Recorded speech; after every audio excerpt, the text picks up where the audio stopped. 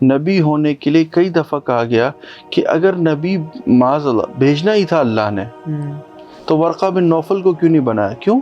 تو کیا یہ ایک نبی کو زیب دیتا ہے کہ وہ مطلب اپنے آپ کو کہہ دے کہ میں خاتم النبیین ہوں؟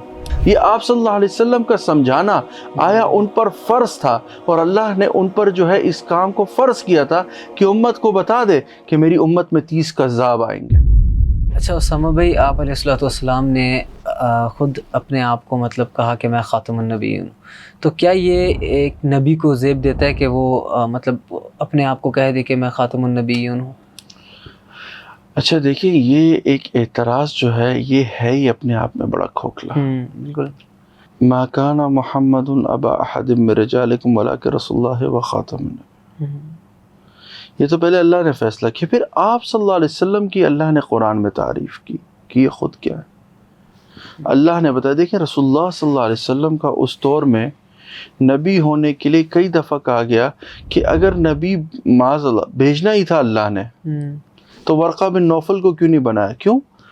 عرب میں اس وقت سب سے بڑا، دیکھیں آپ صلی اللہ علیہ وسلم کو بھی جب یہ ان کے ساتھ غار حرا والا واقعہ پیش آیا تو سب سے پہلے ورقہ بن نوفل کو لایا گیا، ایسے کیونکہ پورا عرب ان کے علم کا احترام کرتا تھا۔ لیکن آپ صلی اللہ علیہ وسلم کو علم ملنا یہ بھی اللہ کی طرف سے ایک معجزہ تھا اور ان لوگوں کو ایک چیلنج تھا۔ ٹھیک ہے، اب آپ صلی اللہ علیہ وسلم کے بارے میں بہت سی باتیں کفار نے کی، پھر چیلنج بھی کیا، وَيَسْأَلُونَكَ عَنْ ذِي الْقَرْنَيْنِ وَيَسْأَلُونَكَ عَنِ الرُّوحِ۔ ٹھیک ہے، آئے کہ نہیں وہ لوگ یہ پوچھنے کے لیے؟ جب یہ باتیں وہ پوچھنے آئے تو جواب کس نے دی؟ اللہ نے دیے۔ پھر اللہ نے قرآن میں خود کہا وَمَا يَنطِقُ عَنِ الْهَوَىٰ إِنْ هُوَ إِلَّا وَحْيٌ يُوحَىٰ۔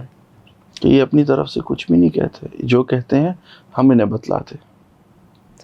ٹھیک ہے، پھر اللہ نے جو ہے باقاعدہ یہ قرآن کے اندر رسول اللہ صلی اللہ علیہ وسلم کا اب مقام کا وَمَا آتَاكُمُ الرَّسُولُ فَخُذُوهُ وَمَا نَهَاكُمْ عَنْهُ فَانْتَهُوا۔ ٹھیک ہے، یہ اللہ کس کی بات کر رہا ہے؟ یہ رسول اللہ صلی اللہ علیہ وسلم کی طرف اللہ نے کہا۔ پھر اس کے بعد آئیے کہہ رہے یا ایھا الرسول بلغ ما انزل الیک من ربک، یعنی رسول اللہ صلی اللہ علیہ وسلم نے وہ جو احادیث اور وہ جتنی بھی خاتم النبیین کے حوالے سے ہیں وہ ساری تفسیر ہیں۔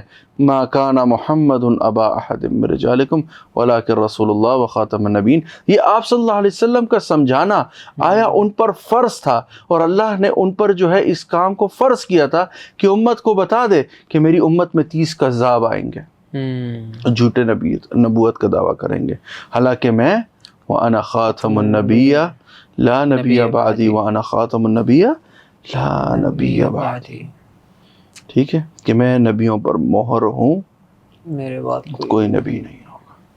ٹھیک ہے، اب اس بات کو جو ہے رسول اللہ صلی اللہ علیہ وسلم خود کہنے کی جسارت کر نہیں سکتے تھے۔ دیکھیے آپ صلی اللہ علیہ وسلم نے اگر یہ جسارت کرنی ہوتی تو سوچے، میں عمر کی ایک، ہم بھی آج ہیں اس دنیا میں ہیں، اور آپ صلی اللہ علیہ وسلم بھی جو ایج اس ٹائم بھی لائف ایکسپیکٹنسی تھی وہ اسی میں چل رہی تھی، تو ایک بندہ 40 سال کی عمر میں آ کے اپنے اوپر ایسا بوجھ کیوں لے گا؟ میں بھی ابھی کوشش کر رہا ہوں سیج فیکٹر میں کہ یار بیفور 40 میں سارا کچھ کروں، 40 کے بعد نا ذرا ریسٹفل لائف گزارے۔ رسول اللہ صلی اللہ علیہ وسلم کو 40 کے بعد ساری مشقت ملی، جو مشقت تھی، اور انبیاء میں سب سے زیادہ مشقت اللہ نے کسی کو دی تو وہ رسول اللہ صلی اللہ علیہ وسلم کو دی۔ اور کس لیے دی؟ کہ محبوب، اچھا جب اللہ، میں آپ صلی اللہ علیہ وسلم کی اس بات سے کہ اللہ جب کسی کو بہت محبوب رکھتے ہیں نا تو اپنے قریب رکھنے کے لیے اس سے بہت سی چیزوں کو دور کرتے ہیں۔ اگر کبھی تکلیف میں ہو آپ تو رسول اللہ صلی اللہ علیہ وسلم کی اس حالت کو دیکھیے گا کہ ان کے محبوب ہونے کے پیچھے بہت بڑا راز ہے۔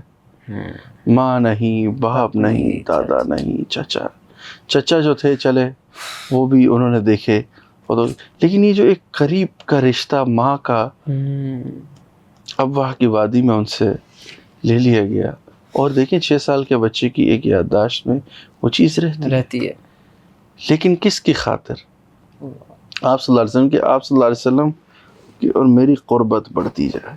جب بھی کبھی آپ زندگی میں تکلیف میں سوچیں کہ آپ کا مالک آپ کا انتظار کر رہا ہے.